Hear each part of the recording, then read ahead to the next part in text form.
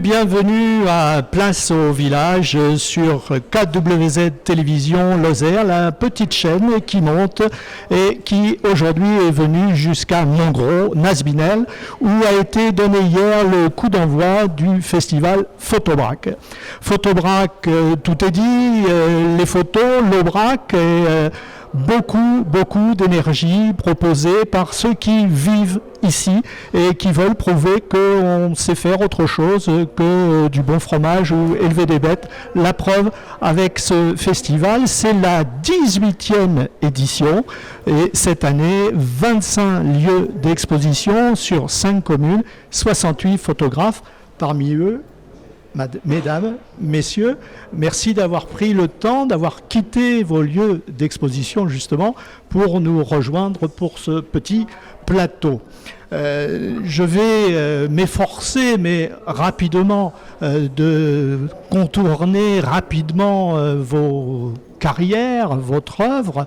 Vous exposez un peu partout dans le monde, peut-être pas toujours dans les conditions où vous exposez dans l'Aubrac, nous y reviendrons si vous voulez. Je vais me féliciter que 2 dames soient parmi nous, mais nous y reviendrons. C'est vrai que photographe, c'est un art et ce sont des personnes qui ne sont pas genrées. Donc un écrivain, une écrivaine, un photographe, une photographe. Est-ce que pour autant cette image de parité, on se posera la question tout à l'heure. D'abord, je pense que pour chacun d'entre vous, derrière la photo, il y a une histoire, peut-être une histoire à raconter. Pour d'autres, ce sont des histoires qui préexistent, mais de toute façon, c'est l'instant qui fait la photographie. Nous en reviendrons. Benoît Ferron. Vous exposez à Aubrac. Vous auriez aimé, je crois, être architecte. Vous êtes avocat et photographe. Voyageur passionné, l'humain au cœur de votre œuvre. Je crois qu'on peut le dire, absolument. On est bien d'accord. Et votre travail photographique se concentre essentiellement sur les peuples que vous aimez découvrir, côtoyer, capter les regards et derrière les regards, bien sûr, les vies, l'humanité. Beaucoup de place au rituel. Nous y reviendrons aussi peut-être tout à l'heure. Et vous êtes aussi un adepte des gros plans et de la macrophotographie. Oui, alors là, vous avez cité beaucoup de choses.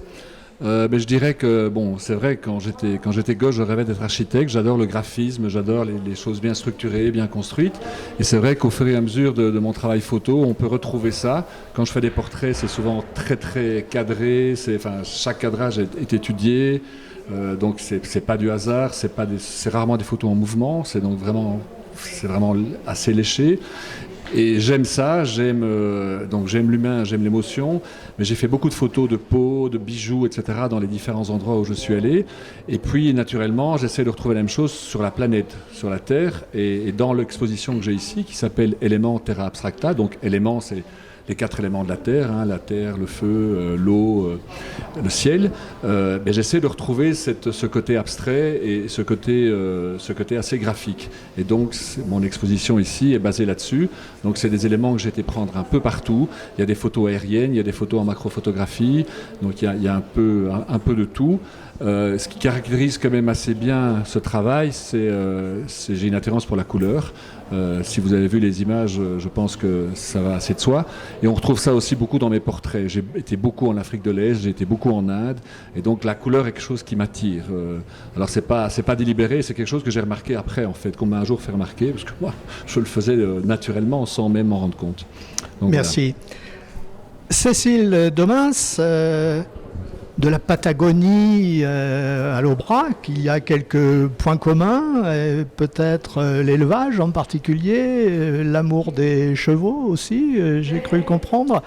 Vous êtes passé par la Mongolie et vous vivez en Camargue, donc le cheval est vraiment au cœur de votre travail. Oui. Alors le point commun aujourd'hui, je dirais, c'est le vent qui souffle sur l'Aubrac et qui souffle en Patagonie aussi.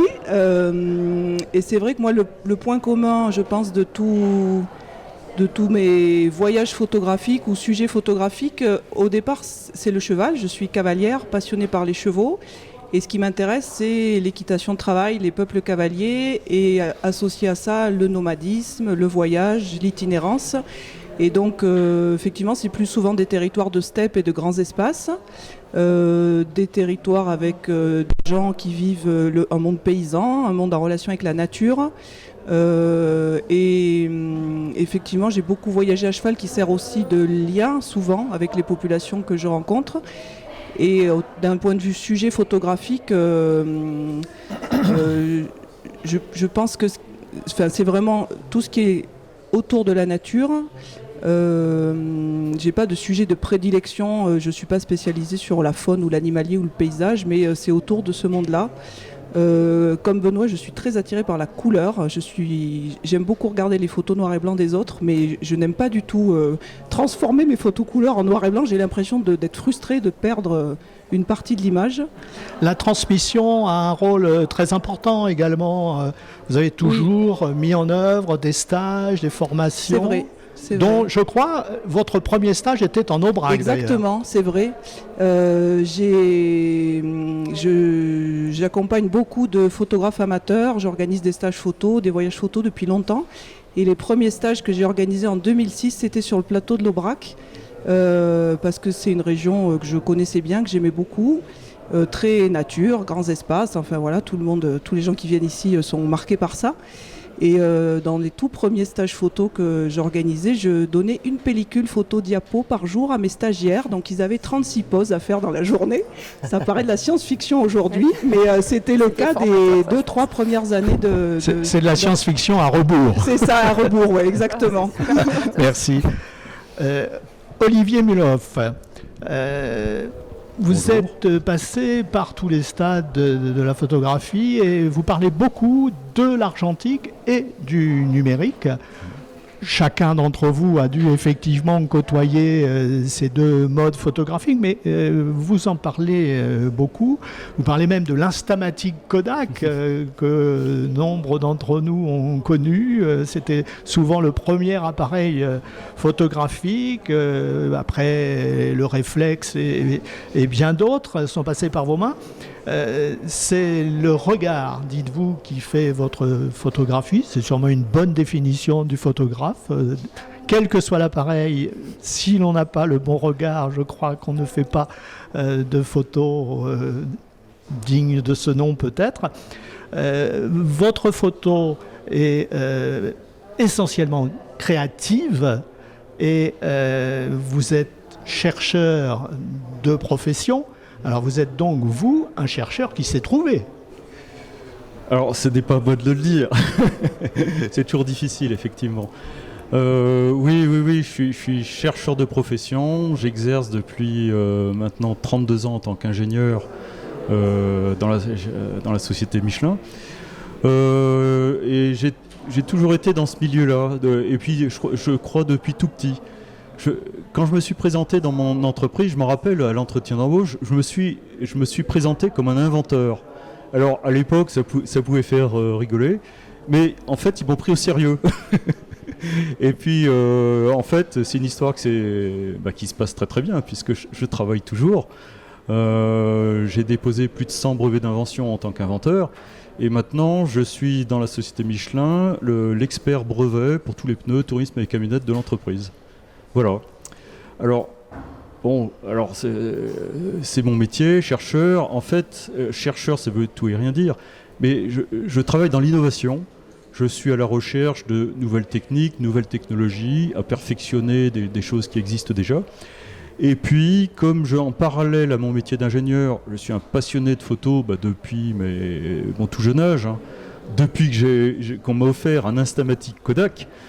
Et quand je rentre chez moi, c'est plus fort que moi, je fais de la recherche en photographie. Voilà.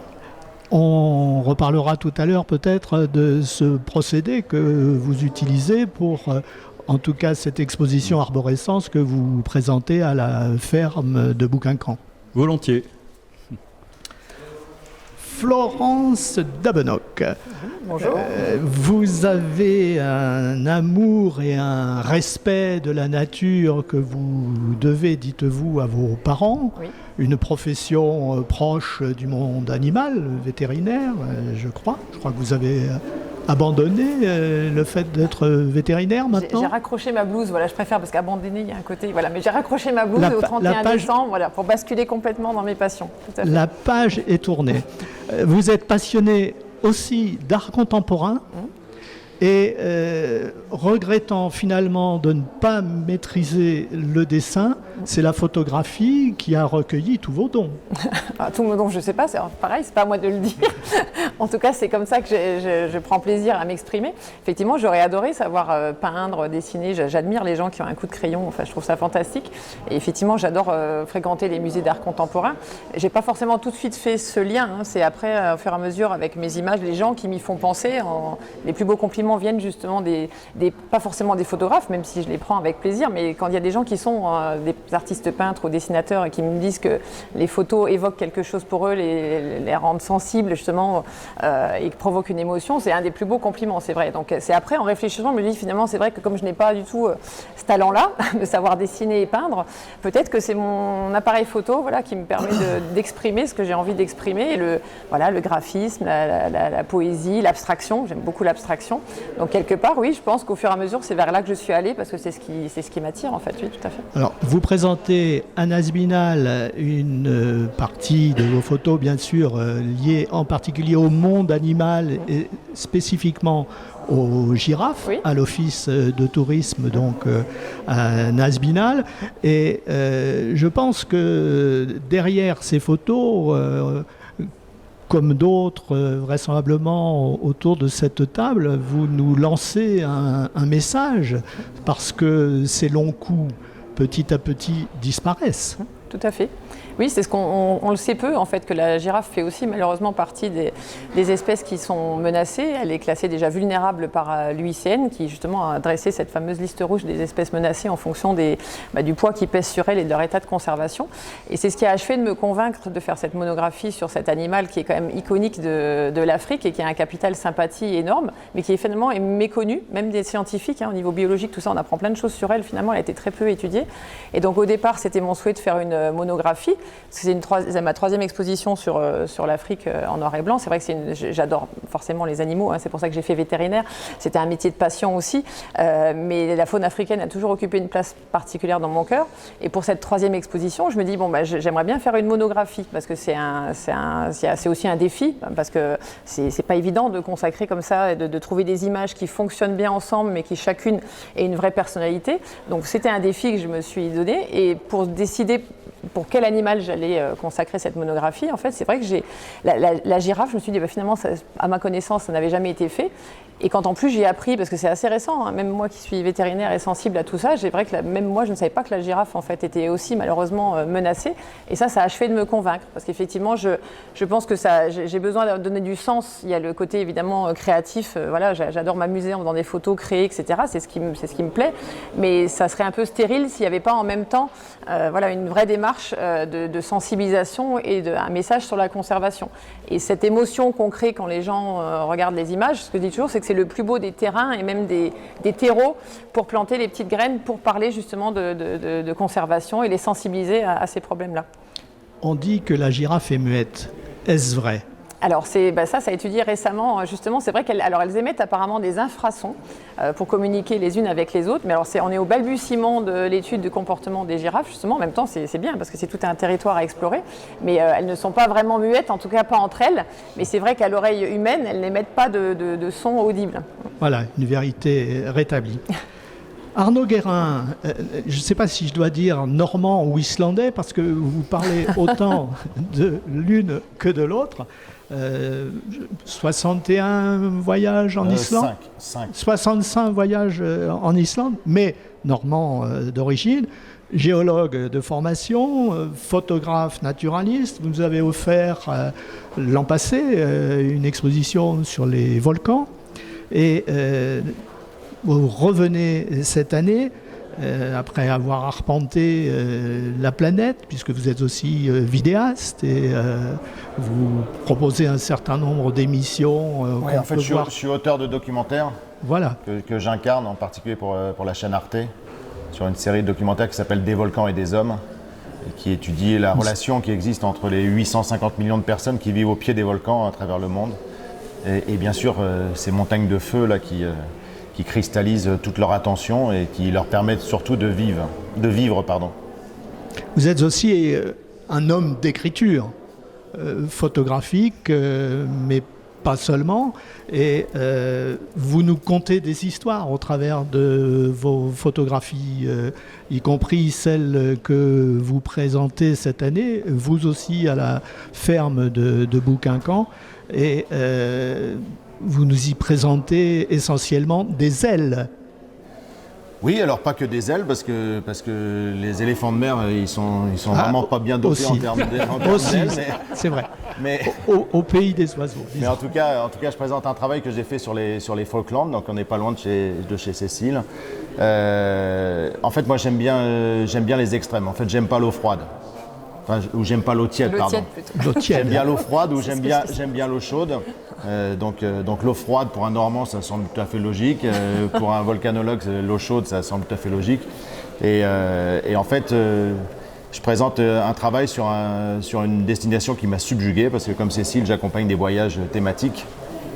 Pour moi, la photographie, c'est une porte d'entrée vers la connaissance. Je suis scientifique de formation et je suis toujours scientifique. Je suis géologue, spécialiste des volcans. Mais je travaille aussi en environnement, je donne des cours à l'université, etc. Et pour moi, vraiment, la photographie, c'est vraiment une porte d'entrée. Et on a la chance, nous qui voyageons énormément, de pouvoir fréquenter des lieux qui, pour certains, vous scotchent. C'est-à-dire, ça vous arrête. Et là, on devient tout à fait contemplatif, parce que je pense que c'est un état dans lequel il faut qu'on revienne. On doit être capable de s'asseoir. L'Aubrac, c'est exactement ça. S'asseoir, regarder le paysage et regarder ce qu'il y a autour de nous. Et les Falklands, vous avez parlé de l'Islande, c'est exactement la même chose. Ça fait partie de ces lieux où on s'assoit et on voit vivre, alors en Islande, on voit vivre la terre, mais on peut le faire sur les colonies d'oiseaux de mer, c'est complètement incroyable. Vous voyez un écosystème vivre devant vous. On peut le vivre en Afrique quand on est dans la savane, c'est exactement ça. Il y a plein d'endroits comme ça, mais les Falklands, voilà, c'est vraiment le Grand Sud. C'est une destination, c'est vraiment un bout du monde. 50e rugissant. 50e rugissant, 60e hurlant, là voilà, il y a des qualificatifs. Il faut plutôt être marin pour aller là-bas. Et surtout, au-delà des volcans, il y a un truc qui me passionne complètement, c'est les oiseaux de mer, qui sont ces oiseaux qui passent leur vie dans l'océan, autour de, là en tout cas pour les albatros par exemple, autour de l'Antarctique, et qui viennent à terre uniquement pour se reproduire. Donc quand on saisit ces instants de vie, ces instants de passation entre différentes générations, c'est des moments qui sont tout à fait inspirants. Ce sont aussi des pays de lumière, c'est des pays de mauvais temps, et moi j'adore ça. Moi je ne supporte pas la Côte d'Azur avec ses ciels et ces trucs qui ne bougent pas. Moi ce que j'aime, c'est m'en prendre plein la gueule. C'est le Normand qui parle. Et réellement au Falkland comme en Islande, on est vraiment, et voilà, ici, demain, ils annoncent du mauvais temps. Moi, je vais être super heureux. Voilà, il va pleuvoir et on aura certainement des lumières absolument fabuleuses. Et c'est là où je sors. Enfin, c'est ces moments-là que j'aime saisir. Vous dites que finalement, la photographie, c'est pas difficile. Il suffit d'être là, de regarder. Ouais, alors j'ai la chance d'exposer en face de Hans Sylvester, qui est vraiment quelqu'un que je respecte énormément parce qu'il a ce regard. Et il m'a toujours dit. Un photographe, c'est quelqu'un qui a la connaissance de son sujet. La technique photographique, c'est bête comme chou. Et c'est vrai que c'est bête comme chou. On peut faire des photos avec un Instamatic, on peut faire des photos avec un iPhone ou son téléphone portable. Par contre, la culture de son sujet, c'est ce qui va tout changer. Quand on est cavalier, on fait des photos de chevaux parce qu'on a on saisit le mouvement, on saisit la culture de... Voilà, quand on aime les hommes, on s'y intéresse. Et bon, moi, mon moyen d'expression, c'est la photographie, mais c'est juste une porte d'entrée pour raconter des histoires, parce que mon métier, c'est raconter des histoires. Absolument. Et voilà, donc la photo, c'est un moyen. Et ce qui est extraordinaire, c'est que c'est extrêmement simple. Par contre, c'est un formidable moment de partage quand on fait des photos à plusieurs, quand on se retrouve là et qu'on regarde. Enfin, il suffit de regarder autour de nous, il y a des moyens d'expression, c'est tellement différent. quand je regarde tes images d'arbres, je ne pouvais même pas imaginer qu'on pouvait représenter les arbres comme ça. Voilà, c'est ce qui fait la diversité, c'est ce qui fait la beauté de la photographie, parce que c'est juste un instant, c'est juste un petit déclenchement, c'est un millième de seconde ou un 2 millième de seconde. Et puis ça peut changer votre vie. Je présentais une image hier là, en conférence sur un moment où la lumière est rentrée sur une île là, qui s'appelle l'île de Sanders, avec 25 000 manchots qui arrivent et qui vont venir nourrir leurs jeunes et qui sortent d'un seul coup. La lumière était là. Et les 5 premières minutes, on était 3 à faire soi-disant des photos. En fait, on s'est regardé, on pleurait, quoi. Parce que c'était simplement beau, on a fait de la photographie après. Et c'est ça la photo, c'est des moments qui vous dressent les poils et après, on essaie juste humblement de transmettre ça quand on vient et quand on le fait grâce à toute l'organisation et toute l'énergie qu'il y a ici, qui est absolument extraordinaire. Benoît Ferron, vous m'avez confié qu'un de vos photographes références était Salgado.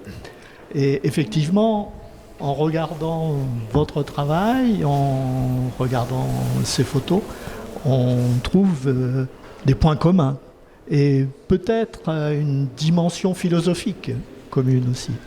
Oui, alors c'est vrai que moi je suis absolument fasciné par le travail de Sebastião Salgado. Alors tout à l'heure, je vous ai dit que ma photo était souvent caractérisée par la couleur. Alors c'est peut-être étonnant de faire référence à Salgado parce qu'il fait que du noir et blanc. Mais bon, j'en fais aussi. Mais c'est vrai que au-delà de la couleur du noir et blanc, c'est quelqu'un qui me parle énormément. C'est un humaniste qui fait passer des émotions, qui pose un regard qui est impressionnant. Et disons que cette attirance pour son travail m'est venue il y a maintenant 7 ou 8 ans, quand il a sorti sa biographie qui s'appelle « De ma terre à la terre ».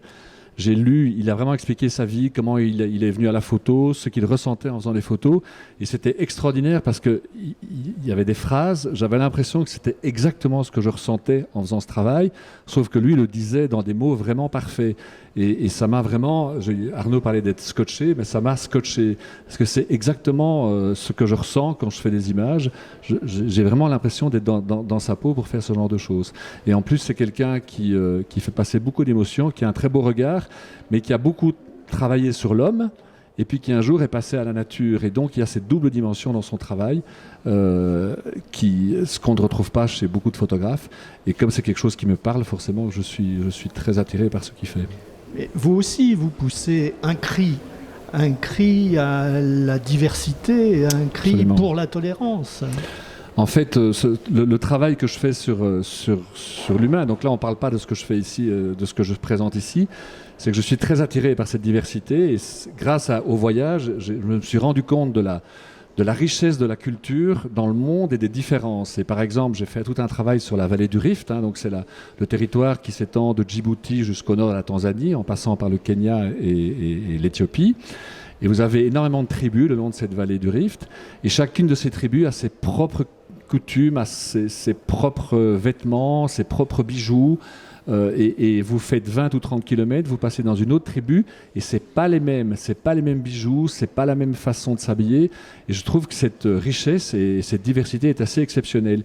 Et j'étais extrêmement attiré par ça, surtout en parallèle avec ce qui se passe plutôt chez nous, où on est dans un monde de globalisation, où vous pouvez aller dans n'importe quelle capitale européenne, vous allez trouver les mêmes chaînes de magasins, et alors qu'eux gardent cette identité et y tiennent. Alors, il y a des évolutions, évidemment, c'est pas immuable, mais ils tiennent quand même très fort à ça, surtout dans le chef des femmes. C'est surtout les femmes qui sont garantes de cette tradition. Là aussi. Voilà, exactement. Et donc, oui, c'est quelque chose qui m'attire énormément. Et suite à ce travail sur la vallée du Rift, mais je me suis intéressé de plus en plus à cette diversité. Et maintenant, j'essaye d'aller dans des grands événements mondiaux où les gens expriment leur culture, s'extériorisent. Comme par exemple, l'année dernière, j'ai pu aller à la Kumbh Mela, qui est le plus grand pèlerinage humain au monde, qui se passe en Inde. Il y a 120 millions de pèlerins sur un mois et demi, avec vraiment avec des nagas sadhus, etc. C'est des choses assez fascinantes à voir, mais aussi d'autres fêtes humaines où les gens montrent cette diversité et montrent cette joie aussi et cette envie de le vivre. Donc c'est quelque chose que j'aime beaucoup dans mon travail, tout à fait. Très bien. Olivier Muloff, j'ai remarqué que sous vos photos, vous utilisez la paroles d'autres auteurs. Et vos légendes sont toujours empruntées à des gens célèbres, parfois un peu moins célèbres, mais toujours chargés de sens. Oui, oui. En fait, c'était au tout début de ma série sur les arbres. Une de mes photos représente un if qui était à côté de la cathédrale de Bourges. Il y avait aussi des grands arbres derrière cet if, des bâtiments. Et le mélange de mes photographies, j'ai dû en mélanger, j'ai superposé 12 photos pour celle-là. Donner un univers derrière l'if un peu improbable de mélange de ciel bleu et d'arbres. Alors on va du bleu au vert, il y a tout un mélange de couleurs. Et quand j'ai vu cette photo-là, le résultat, tout de suite, la phrase m'est venue à l'esprit, c'était l'arbre cache la forêt. Je ne sais pas pourquoi, ça m'est venu à l'esprit. Et puis finalement, j'ai trouvé très intéressant de rechercher une citation, mais qui colle le plus parfaitement possible à chacune de mes images, de mes créations. Voilà, je me suis pris à ce jeu-là, et franchement, j'ai trouvé ça très enrichissant pour moi-même.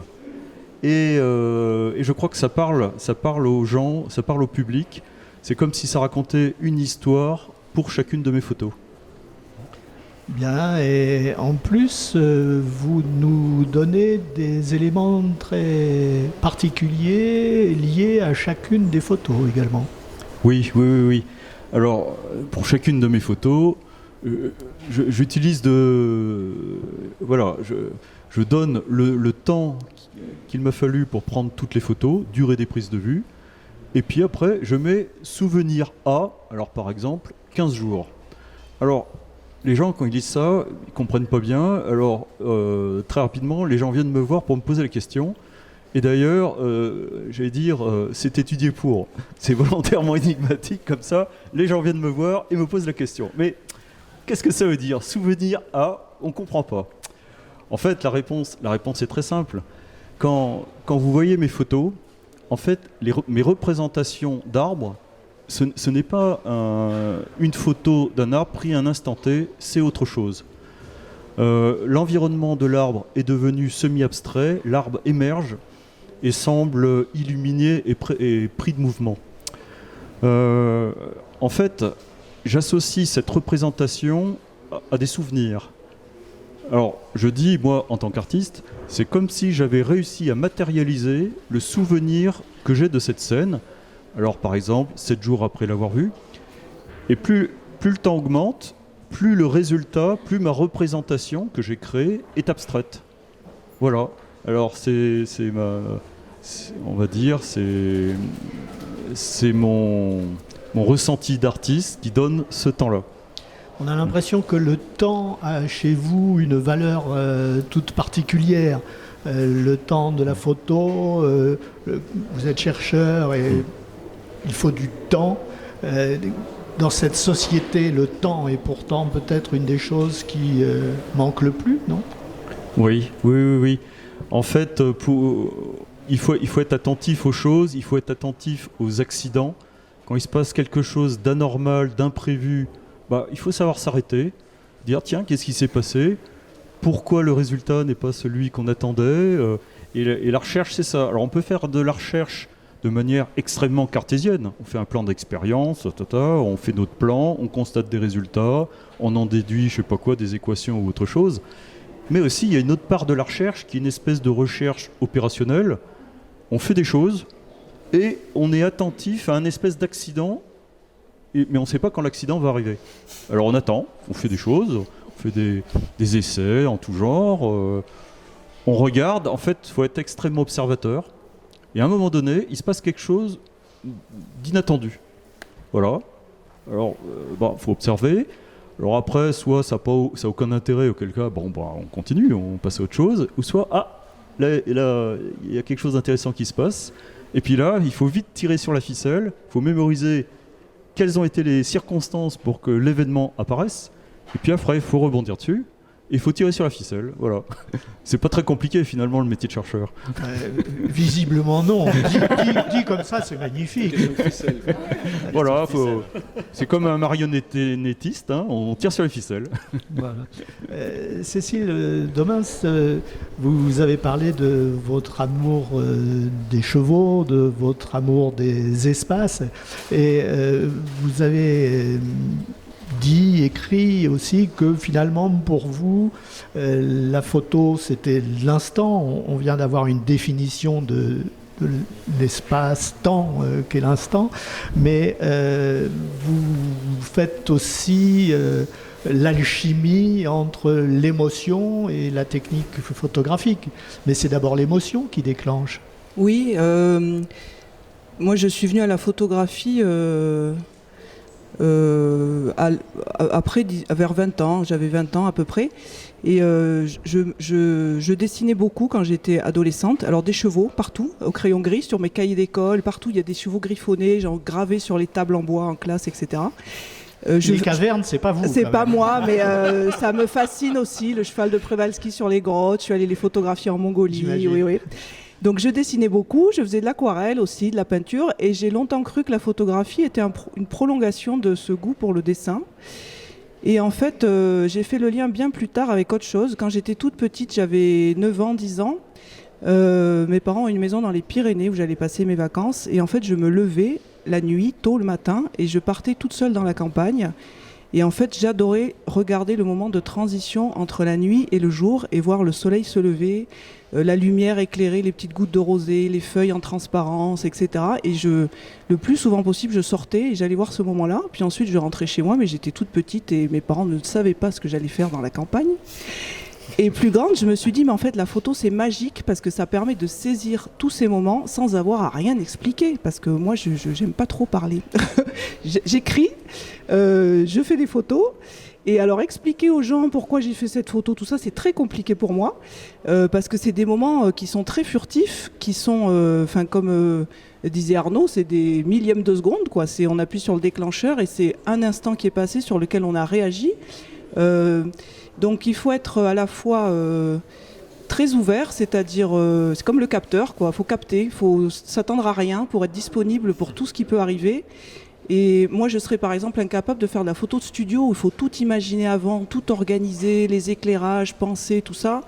Moi je réagis à l'instant et il faut être sensible à ce qui se passe, très disponible, très ouvert et réagir très vite. Donc ça veut dire qu'il faut que la technique soit acquise, quoi. C'est comme quand on conduit une voiture, on réfléchit plus où est le frein, l'accélérateur, on pense au voyage, on pense au chemin, on rêve à son itinéraire. Et pour moi, la photographie, c'est ça. C'est être disponible et après les doigts appuient sur ce qu'il faut et font le reste du travail, quoi. Florence Damnock, vous le disiez tout à l'heure, vous aussi, vous auriez aimé peindre. On retrouve bien sûr des similitudes dans vos vies et dans vos propos l'une et l'autre, mais vous flirtez avec l'abstrait quand même. Alors déjà, je voulais dire que pour quelqu'un qui n'aime pas parler, elle s'exprime quand même vraiment bien. Et voilà, là, j'ai bu tes paroles, voilà, le tout. Là, voilà. Non, c'était vraiment. Elle a très bien exprimé ce qu'on peut ressentir quand on fait des photos. Elle a très bien parlé de la technique. Voilà, bravo. Donc pour quelqu'un qui n'aime pas parler, c'était magnifique. Donc voilà, oui, l'abstrait, oui. Je pense que ça va aussi. Je vais un peu rebondir ou continuer sur ce que Cécile a dit. C'est vraiment avant tout l'émotion. Alors moi, je vais peut-être moins bien l'exprimer ou différemment, mais quand les gens me parlent de technique, il y a souvent des questions de technique. Enfin, c'est très dépendant du public. Hein. On a tous des caricatures, ça fait toujours rire, là. Mais c'est souvent des hommes. Alors, tous les hommes ne sont pas comme ça, c'est pas ce que je dis. Mais la caricature là, de celui qui débarque avec tout son matos et qui nous demande « Mais vous mettez pas les métadonnées sous la photo ?» Non. Parce que justement, voilà, vous me parlez de l'abstrait, mais l'abstrait, pour moi, ça va avec la sensibilité, l'émotion. On revient toujours à ça, parce que pour moi, c'est ça, la photo. Et donc, tu l'as très bien exprimé aussi. C'est que la technique, effectivement, doit être maîtrisée, mais tu l'as très bien dit. Je vais prendre, si tu me permets, je vais pouvoir replacer replacer ça maintenant à chaque fois qu'on me pose la question. Le coup de la voiture, je trouve que c'est très bien, c'est génial. C'est qu'il faut avoir une certaine maîtrise technique évidemment, mais ça doit venir au service. Voilà, c'est même pas au service, c'est qu'en fait, effectivement, comme tu disais, on est assis dans la voiture, on pense même plus à passer les vitesses, etc. Et on est déjà dans ça va être génial, je vais voir ça, je voyage quoi. Ben, la photo, c'est pareil. Donc en fait, l'abstrait, moi, c'est comme ça que j'arrive à exprimer effectivement ce que j'ai ressenti. La photo purement naturaliste, j'en ai fait, hein, mes premiers voyages. Voilà, évidemment, j'étais déjà toute contente d'avoir des souvenirs entre guillemets, et c'est très bien. Hein. Et la photo naturaliste, attention, je me lance pas du tout dans le débat. Je trouve qu'elle a tout à fait sa place dans tous les festivals, etc. Et il y a de plus en plus de très belles photos naturalistes, mais qui sont de la représentation. Et c'est très bien que tout ça cohabite. Il ne faut pas partir non plus que dans l'abstrait, parce qu'il en faut vraiment pour tous les goûts. Et je pense que l'un nourrit l'autre. Donc ça, c'est important pour moi de le dire. Mais sinon, moi, j'aime bien, effectivement, interpréter. Alors après, ça peut partir dans l'abstrait, dans le graphisme, dans plein de choses. Mais c'est vraiment l'émotion que j'ai ressentie et qui m'a inspiré ça. Ma précédente exposition, ça s'appelait « Inspiration africaine ». C'est vraiment ça, c'est la nature qui m'inspire. Et souvent, quand les gens me posent des questions, justement, par rapport à la technique, où j'ai une photo, vous voyez, bêtement, c'est vraiment celle qui m'est posée tout le temps. C'est un reflet dans l'eau qui est inversé et un reflet simplement qui est déstructuré par les ondes qui sont dans l'eau. Et il y a plein de monde qui, malheureusement, pense d'abord qu'est-ce qui a été bidouillé dans cette image, etc. Et c'est dommage parce que, comme je dis souvent, c'est la nature qui fait les effets spéciaux, c'est pas moi. Après, il faut les regarder, il faut les mettre en scène, simplement, moi, ce que j'ai ressenti à ce moment-là, c'est quand j'ai vu ce reflet, j'ai été émue, j'ai trouvé ça magnifique, quoi. Et parfois, effectivement, on en oublie de prendre des photos parce que juste on est subjugué par ce qu'on voit. Et après, on se dit, ah, mais ça pourrait être sympa, ça, à photographier. Et je pense que c'est là qu'on fait les meilleures photos. C'est quand d'abord on a ressenti soi-même quelque chose et que soi-même on a été ébloui et émerveillé. Et dans un second temps, on se dit, ah ben voilà, merveilleux, je vais pouvoir immortaliser ça, interpréter ça, et après, pourquoi pas transmettre cette émotion. Justement, Olivier Mulhoff, j'ai entendu différentes personnes voyant vos photos disant « Ah, ça, c'est du travail fait à l'ordinateur, s'il n'y avait pas le numérique, ce ne serait pas possible. » Or, il y avait des procédés photographiques dès la naissance de la photographie qui permettaient absolument cela. Oui, tout à fait. J'ai toujours été émerveillé par les photos de Man Ray, qui était, on va dire, un défricheur au début de la photographie. Il avait déjà fait des essais et des superbes clichés de superposition d'images, et ça m'a énormément nourri pour toutes mes créations. Oui. En fait, mes images résultent de la superposition d'environ 14 photos, mais c'était une technique tout à fait réalisable à la chambre photographique. Nos ancêtres, quand ils travaillaient à la chambre, donc ils regardaient le paysage sur le verre dépoli avec la cape noire sur la tête, et ils traçaient avec un crayon de papier sur le verre dépoli les contours, par exemple, du tronc d'un arbre, avant de déplacer le chevalet pour prendre une deuxième photo et faire une superposition d'images, pour bien contrôler la superposition. C'était des techniques utilisées il y a plus d'un siècle. Et en fait, mes représentations d'arbres pourraient tout à fait être faites à la chambre photographique. Techniquement, c'est possible. Ça a quelque chose de tout à fait rassurant. Voilà. Arnaud Guérin, lorsque je vous ai demandé si vous aviez un mentor, un maître en photographie, vous m'avez répondu d'un revers de main, moi, c'est la nature. Alors, effectivement, doit bien y avoir quelques petites réminiscences ici ou là, mais restons sur la nature. Vous êtes peut-être d'origine, vous nous le direz, mais vous êtes devenu un militant de la nature au travers de vos photographies. Moi, il y a des gens qui m'inspirent quand je regarde la photo. Les photos de l'Arctique, je suis né au bord de la mer, dans un monde balnéaire. Les photos de l'Arctique, c'est magique. C'est juste la quintessence de ce que vivaient les gens là, et on comprend tout. Il n'y a même pas besoin d'avoir de légende en dessous. Mais la photo de nature, puisque c'est mon moyen d'expression, c'est ma passion. Moi, j'ai choisi de vivre de ma passion, en tout cas de donner à voir mon regard de scientifique et de passionné de nature. Moi, j'ai appris, c'est pour ça que j'étais très ému à chaque fois que je viens ici présenter mon travail. C'est la deuxième fois que je rentre dans ces étables et que je sens le foin. Je suis chez mes grands-parents quand j'allais traire les vaches le matin, et c'est mon grand-père qui m'a initié à la nature parce qu'il avait les us et coutumes de chaque espèce qui vivait là, et c'était une imprégnation à la nature qui est extraordinaire. En fait, le photographe, c'est juste un être errant qui à un outil. Alors là, je vous rejoins complètement sur l'histoire de l'outil. On oublie complètement la technique et surtout, il faut arrêter de lire les magazines qui vous perdent complètement dans des tas de formules et de machin trucs. Ouverture, vitesse, avec le numérique, la sensibilité. Et il faut justement développer sa sensibilité, mais pas celle de l'appareil photo, sa sensibilité à soi. C'est-à-dire que... Ça aussi, on va le retenir. Oui, ça. Et ça non, c'est vrai, c'est complètement dingue parce que c'est avant tout un truc de passion. Il y a des moments, je peux être assez provocateur quand j'emmène des gens sur le terrain.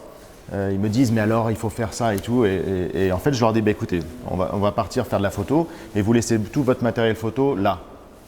Puis on part sans appareil. Ils me disent mais attendez, on va faire quoi? Je dis non mais on va regarder la nature. Puis je dis après vous allez commencer à regarder les choses et puis vous allez vous poser des questions sur telle chose, sur telle forme, sur telle... Et en fait l'appareil photo vous l'avez juste là. Ce matin j'allais à l'exposition, il y a des reflets qui s'arrêtent. Je me suis arrêté en voiture et puis j'ai coupé le moteur et puis je me suis mis là, j'ai sorti mon téléphone, puis j'ai fait les photos. J'avais mon appareil photo dans le coffre mais j'avais pas envie de le sortir. En fait c'est ça la photo, on peut le faire avec de multiples outils, c'est juste un moyen d'expression fantastique et la nature elle est tellement subjugante.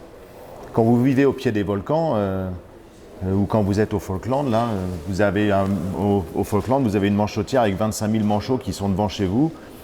La photo, c'est extrêmement réducteur. Il manque le son, il manque l'odeur, il manque tout ce qui va avec, il manque l'émotion. Et bien souvent, je réagis souvent de manière un peu brutale quand sur des expos. Je trouve ça extraordinaire ici parce que nous, les photographes, on est là. Et on parle avec passion de ce qui... Parce qu'en fait, on va restituer toute la profondeur de champ, de sensations qu'on a eues au moment où on a fait l'image. Et en fait, on est tous des raconteurs d'histoire, avec nos portes d'entrée, nos cultures.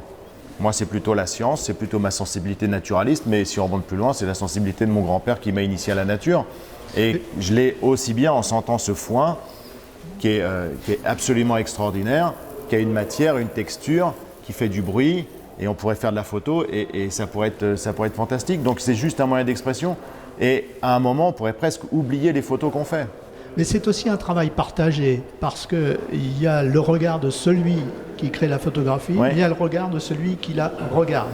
Et C'est pour ça que... il y a un travail aussi à faire pour celui qui la regarde. Complètement, et puis c'est aussi pour ça qu'il y a un truc qui est absolument extraordinaire, et on est là avec nos livres, parce que comme Cécile, moi j'écris et j'adore écrire, et c'est une formidable façon de passer le témoin, c'est-à-dire que quand on a... Là, on peut donner justement cette profondeur de champ de ce qu'on a ressenti, de ce qu'on veut exprimer. Et je suis militant, je suis militant parce que c'est vrai que quand on va voir cette nature dont on fait partie, et ça associe le militantisme, il vaut sur ce qu'on regarde, mais il vaut aussi sur ce qu'on regarde. C'est un miroir d'introspection, c'est ce qu'on vit soi. On fait partie de cette nature et il faut absolument l'intégrer. Donc là-dedans, quand on regarde les images, en fait, on se regarde. Et on regarde qui on est. Et c'est vrai qu'ici, en Aubrac, on a une chance de regarder une nature qui est une nature... voilà, il suffit de regarder l'eau du Besse qui coule juste à côté avec ces moules perlières qui sont des trésors de cette nature. Symbole Voilà. de la pureté de l'eau. Stéphane Granzotto montrait hier ces images dans le Haut-Allier de ces saumons atlantiques qui remontent plus de 1000 km à travers la France, là, sur tout le terroir français. Ben, voilà, c'est simplement, ce sont juste des symboles et le photographe, il est là pour donner la petite impulsion, pour montrer les choses. Et c'est tellement subjugant, c'est tellement scotchant, pour reprendre l'expression que j'utilisais tout à l'heure. Voilà, nous on est juste là pour ça. Et la technique, elle vient donner ça à voir, et c'est absolument extraordinaire. Je reviens tout de suite vers vous, mais pour Place au village, nous avons un petit jeu avec des vidéos qui sont présentées et la vidéo dernière qui a été présentée a reçu 8 bonnes réponses. La bonne réponse étant, c'est un hasard, mais je vous assure qu'il est vrai, c'est une vidéo d'un oiseau, il fallait le reconnaître, c'est un circaète Jean Leblanc. Donc je ne sais pas si vous le connaissez, mais c'était une belle vidéo et 8 personnes ont reconnu ce rapace. Donc, écoutez, peut-être, Florence, je vous propose de me donner entre 1 et 8 un numéro, et ce sera ce numéro qui sera l'heureux vainqueur d'un formidable mug offert par KWZ TV Lozère. Voilà. J'ai fait mon travail, à vous de faire le vôtre, de 1 à 8. Et ben comme dans Twiga, qui veut dire girafe en swahili, il y a 5 lettres, et ben 5. Alors, 5 lettres, c'est donc Patilou Gras qui est vainqueur de ce formidable mug. J'invite les autres à rejouer parce que ce mug, je crois qu'il faut absolument en être propriétaire à un moment ou à un autre. Je reviens vers vous après ce petit moment. Je disais tout à l'heure photographe, mot qui n'est pas genré. 2 photographes et 3 photographes hommes autour de cette table.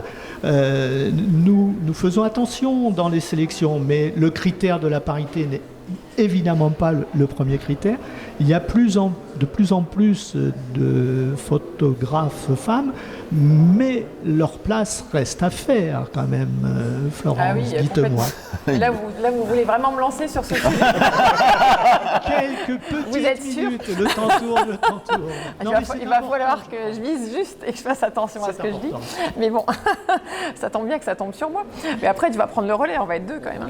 Mais bon, voilà.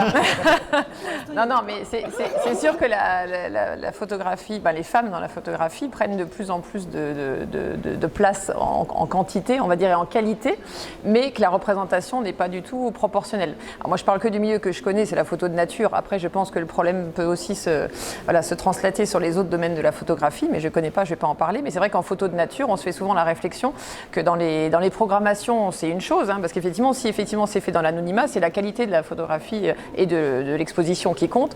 Mais alors, on peut aussi parler de la sélection des jurys photos, des magazines. Alors là, c'est là que je disais qu'il faut que je fasse attention à ce que je dis, parce que je vais peut-être me fâcher avec certains. Mais là, voilà, il y a un magazine qui va bientôt sortir, un spécial Les plus belles photos de nature. Et effectivement, la sélection est juste fantastique. Je remets en cause absolument, c'est que des photographes qui font des images magnifiques. Mais comme par hasard, il n'y a que des garçons. Il n'y a pas une seule femme. Alors ça, je trouve ça dommage, parce que là, c'est pas une histoire de sélection ou de qualité, parce qu'il y a vraiment beaucoup de femmes qui font des très belles choses. Et c'est vrai que quelque part, on a besoin, mais tant mieux. Là, du coup, je suis ravie d'avoir été propulsée, du coup, invitée d'honneur. C'est une double fierté pour moi, parce que justement, voilà, c'est une femme. Et quand Nathalie m'a dit, c'est la première fois qu'on va avoir une femme le samedi soir et tout ça, c'est génial, tant mieux. Donc voilà, mais il y a plein d'autres femmes qui pourraient avoir cette place-là aussi. Là, ça tombe sur moi, voilà, j'ai de la chance. Mais il y a vraiment beaucoup de femmes de talent, et c'est vrai que pour l'instant, on est vraiment sous-représentés. Et on est encore en train de lutter contre pas mal de clichés, en fait, voilà, sur le fait que le matériel, il est lourd, alors que c'est pas vraiment fait pour les femmes, que la technique, que ci, que là, etc. Mais tout à l'heure, vous voyez, vous disiez une phrase, c'est tout bête, mais je l'ai retenue parce que je me dis, si jamais vous me posez la question, je vais vous donner un exemple tout bête. Tout à l'heure, vous avez parlé dans les traditions, on parlait des cultures, etc. Et vous avez dit les femmes sont les garantes de la tradition. Et donc, et vous nous avez regardé, en pensant justement qu'on allait aborder ce sujet-là après. Mais alors justement, c'est réducteur, ça. Oui, c'est notre rôle, mais alors on est aussi à la pointe de la sensibilité, de la créativité, et on apporte plein de choses aussi dans ce milieu-là, je pense. Toutes femmes confondues. Après, il y a plein d'hommes aussi qui sont super créatifs et sensibles. Encore une fois, je ne veux surtout pas tomber dans la caricature. Ah non, mais... Non, parce que justement... Contrairement au macho, je ne fais pas dans la caricature, moi. Donc du coup, je dis que non, voilà, il y a aussi beaucoup d'hommes très sensibles et beaucoup d'hommes de grands talents et qui sont très créatifs. La preuve, voilà. C'est hyper créatif, ça notamment, voilà. Et là, c'est vraiment de la créativité pure. Donc c'est pas ça le problème. C'est que du coup, vous voyez, il ne faut pas qu'on se rende dans ce rôle de dire, bon, allez, il faut quelques femmes, effectivement, il faut respecter ça, garante de la tradition, etc. Non, on est vraiment aussi, on a un autre regard, clairement, je pense, et puis tant mieux. Et dans les jurys, souvent, alors je reviens là-dessus, c'est que dans les jurys, les gens le constatent, c'est que par exemple, quand on fait partie d'un jury de concours photo et que les femmes sont quand même représentées, qu'on se donne pas juste bonne conscience en se disant, allez, on va en mettre une dans les 5-6 bonhommes parce que comme ça, on va nous foutre la paix. Non, il faudrait en mettre plus. Et du coup, le palmarès, c'est complètement différent. On a un autre regard, une autre sensibilité. Et donc, juste, ça serait bien qu'on trouve un petit équilibre entre tout ça. Parce que voilà, je pense qu'on a du travail à faire et on a de quoi s'exprimer. Voilà. Je peux dire quelque chose sur les femmes photographes ? Bien sûr, mais prenez le micro.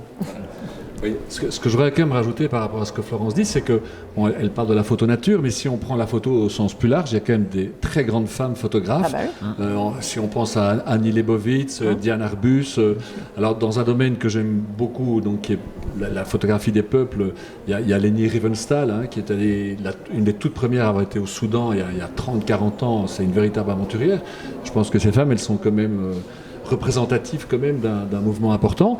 Et puis ce que j'aurais à dire aussi, c'est qu'il y a beaucoup de couples qui font des photos ensemble, même à titre professionnel. Regardez Michel Denillot et Christine, c'était une des pionnières. Hein, oui, tout à fait. Regardez Jonathan Scott et Angela Scott, qui sont des photographes animaliers très très réputés.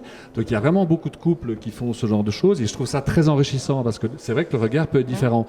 Bon, moi j'ai la chance aujourd'hui de partager ma vie avec une photographe. Quand on part à deux faire de la photo pendant 1 ou 2 heures, on part chacun de notre côté sur le même sujet, on revient, on regarde les photos et je lui dis ah, mais où as-tu vu ça quoi ? Parce que moi je ne l'ai pas forcément vu et c'est super enrichissant. Donc, mais alors pour le côté vraiment... couple, je rebondis sur ce que tu disais, tu demanderas aux couples qui exposent ensemble, alors peut-être pas Christine parce qu'elle est très connue, elle est là depuis très longtemps, mais quand tu exposes ou en couple ou quand tu es accompagné d'un homme qui vient t'aider dans l'exposition, etc., je pense qu'on est toutes d'accord pour dire que si ça arrive, forcément les spectateurs dans la grande majorité des cas vont vers l'homme en disant alors vos images, etc.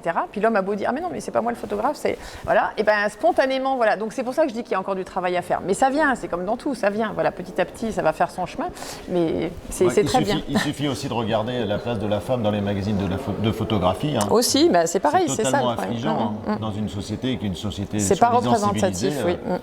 Voilà. Souvent la femme est... Mais c'est vrai que on sent quand même. Ça vient, ça met du temps, mais ça vient. Alors moi, ça va dans le bon sens. quelque chose ? Oui. Justement, mais oui. Rapidement. Moi qui vis à 100% de la photo, qui suis une femme toute seule, avec 2 enfants, je pense qu'il y a aussi un autre sujet qui est très compliqué quand on est une femme, c'est que c'est les photographes de nature, de voyage, de reportage, qu'est-ce qu'ils font ? Ils partent en voyage, ils se lèvent très tôt le matin, ils ne sont pas là. Et pour pouvoir faire ça, il faut être disponible et il ne faut pas avoir à gérer une famille et des enfants. C'est vrai aussi. Et moi, par exemple, j'ai amené mes 2 filles au festival. Je suis la seule à avoir mes enfants avec moi parce que j'ai personne qui peut m'aider pour s'en occuper. Et je pense que c'est un métier en termes de disponibilité qui est compliqué quand on est une fille. Et c'est pas une histoire du tout ni de sensibilité, ni de niveau technique, ni de capacité. Ça n'a rien à voir. C'est que dans les salons, moi, je me sens toujours toute seule. Enfin, c'est très courant qu'on soit très très minoritaire et c'est pas forcément lié à un monde machiste entre guillemets ou de jury ou quoi, c'est qu'il y a peu de femmes présentes qui vivent à 100% de ça et qui consacrent du temps, qui peuvent y consacrer du temps. Merci. Très rapidement, pour conclure, je vous propose les unes et les autres de prendre une dernière fois la parole. Pour ce qui vous tient à cœur, simplement je vous demande également une petite parole. Pourquoi photographe ? Photobrac, qu'est-ce que vous retenez principalement de Photobrac ? J'ai cru entendre au cours de ce débat qu'il avait une singularité. Peut-être chacun de vous peut-il l'exprimer rapidement. Un dernier mot chacun, petit tour de table. Benoît ? Alors, un dernier mot, mais pour faire la synthèse et réconcilier les hommes et les femmes, bien qu'elles ne soient pas opposées. Il y a quelque chose qui m'a frappé dans ce qui a été dit, c'est qu'en fait, on a tous parlé de la même chose. La photo, c'est la technique, il faut la voir, on l'a, et alors on l'oublie. Et puis, c'est l'émotion et c'est le regard. Et on en a tous parlé. Et avec une chose dont on a peut-être moins parlé, mais qui est très importante, c'est la lumière. Mais Arnaud en a parlé parce qu'il a dit qu'il s'était arrêté au bord de la route avec son téléphone parce qu'il a vu un truc. C'est parce qu'à ce moment-là, il y avait une super lumière. Donc la lumière, l'émotion et le regard. Et là, on a la belle photo. Alors sur Photobrac, moi je vais être bref, mais je dois dire 2 choses. J'ai jamais été accueilli comme ça dans un festival. Je trouve que c'est extraordinaire. Les gens sont passionnés, ils sont super sympas. Et le cadre est incroyable. On est dans une étable, on est dans des lieux d'expo fabuleux, et ça c'est très très caractéristique et peut-être unique de Photobrac. Alors moi je dirais juste merci à Photobrac d'exister. Ça fait très longtemps que je suis le festival, que j'ai exposé par-ci par-là, que j'ai participé en faisant des dotations pour le concours photo amateur, que j'ai été présente depuis de nombreuses années. Et là, cette année, j'expose des photos de Patagonie en plein air à la Borie de l'Aubrac et je trouve que le cadre est magique et il y a un écho entre les images et le paysage qui est autour. Et donc voilà, merci au festival pour tout ça. C'est le festival Bon Sens Paysan et très convivial par rapport à d'autres festivals photo auxquels je participe. Oui, moi c'est ma première participation à Photobrac. Mais ce qui est incroyable, c'est que tout de suite, on est accueillis comme si on se connaissait depuis toujours. Franchement, c'est extraordinaire. C'est des rencontres faciles et merveilleuses. Et pour moi, c'est vraiment un bonheur. En fait, c'est ce que je recherche dans les festivals. Alors, avec plus ou moins de bonheur selon les festivals, mais ici, vous êtes au top. Bravo. C'est vrai. Alors, il y a déjà beaucoup de choses qui ont été dites. Je répondis juste, j'ai absolument pas besoin de réconciliation avec les hommes. J'adore les hommes, je te rassure. C'est pas parce qu'on revendique qu'on est fâché avec les hommes. Loin de moi cette idée. Et sinon, pour photographe, moi, c'est grâce à un ami que je suis là et je le remercie. C'est Eric qui m'en avait parlé depuis très longtemps et qui m'a dit il faut absolument que tu viennes. Tous les amis photographes que je connaisse aussi me disaient c'est vraiment un festival à part, tu verras, tu vas te régaler. Et donc voilà, j'ai vraiment l'immense bonheur d'être là. Et pourtant, ils avaient été dithyrambiques et je pense que c'est encore au-dessus de mes espérances. Donc franchement, depuis hier, moi, je vois pas le temps passer. Je suis sur un petit nuage et je suis vraiment ravie d'être là. Et l'équipe est juste au top.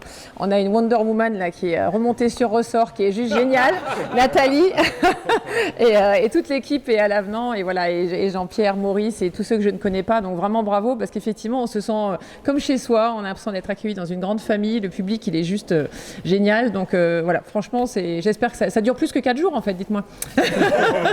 Voilà, donc un grand merci. Pour nous qui sommes des oiseaux migrateurs, venir se poser là, c'est un grand privilège. Pour moi qui suis géologue, c'est un grand privilège. J'ai pris la claque de ma vie en arrivant l'année dernière ici parce que je connaissais l'Aubrac à travers la géologie, à travers les photos, à travers tes photos, à travers plein de choses.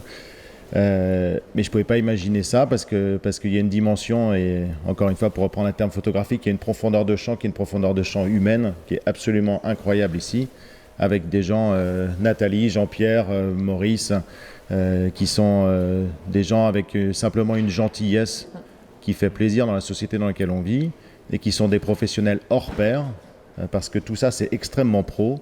Les agriculteurs qui nous accueillent ici, regardez ici cette étable, c'est un formidable lieu d'exposition. La dernière fois que j'ai exposé, c'était sur les grilles de l'UNESCO à Paris.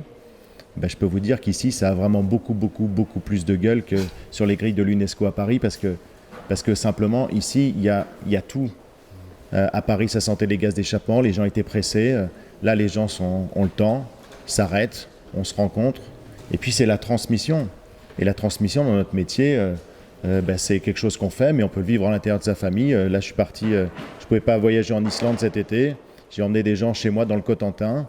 Il y a ma fille qui est venue avec moi et ma fille m'a pris mon sac photo et a pris un appareil photo. Elle regardait absolument pas, elle regardait mon travail photo comme ça, et puis elle est partie avec l'appareil photo. Et en fait, c'était ça, juste la transmission. Je me suis pris encore une fois une claque. Et on se prend des claques en permanence. Et c'est ce qui fait vraiment avancer. Et dans le monde qui est le nôtre aujourd'hui, de ne pas avoir abdiqué devant les peurs en disant... Précisons que c'est un des rares festivals photo qui si vous regardez à exister dans notre métier aujourd'hui, tout s'arrête. Et là, aujourd'hui, simplement parce que tout le monde est solidaire et tout le monde a envie, comme quoi avec de l'envie et du sérieux et du professionnalisme, on peut faire perdurer cet élément qui est un événement culturel majeur. Et puis et la convivialité, ce qui manque tellement. Et puis un paysage qui est hallucinant, on a juste envie de mettre ses chaussures et d'aller marcher, quoi. Eh bien, écoutez, je vais vous libérer. Vous allez pouvoir, avec vos chaussures, regagner vos lieux d'exposition. Merci à vous. Merci de vos bonnes paroles que nous essaierons bien sûr de transmettre à toutes ces petites mains qui y participent. Je crois qu'il y a à peu près 70 bénévoles qui, bravo à eux, merci. depuis le départ, ont mis en œuvre, etc. Et puis, une autre chose, alors c'est peut-être pour vous une nouvelle, en tout cas je la communique à tous ceux qui nous regardent. Conservez les dates des 16 au 19 septembre 2021 pour Photobrac, 19e édition. Merci. Merci à vous.